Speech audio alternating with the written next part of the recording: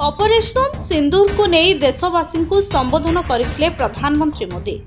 एही संबोधन उपरे थिला सारा विश्वर नजर, कारण मोदी एभली किछि कहिले जहाँ पाकिस्तान को परोक्षरे चरम बाणी बोली कहा जाउछि।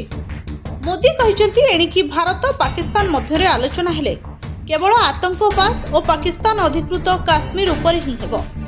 आलोचना और आतंकवाद एका संगरे होई परिबो नाही। व्यापार और आतंकवादी एका संगे चलिबो नाही। सेहीपरि पानी और रक्त भी एका संगे बही परिबो नाही। खाली एतिकी नुहे, भविष्य रे जदि पाकिस्तान किछि उस्काइबा भली काम करे, भारत भी निज शर्त उपरे कठोर जवाब देबो। भारत केबे भी पाकिस्तान परमाणु ब्लैकमेल को सहिबो नाही।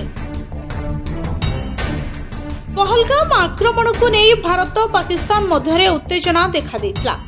क्रमे यह युद्ध भली आक्रमण प्रति आक्रमण रूप नेथिला। भारत सीमारे पाकिस्तान सेना क्रमागत भावे गुलीमाड़ करबा सह ड्रोन आक्रमण आरंभ कर देथिले। प्रति ड्रोन को एयर डिफेंस द्वारा खसाई पकाइथिला भारत।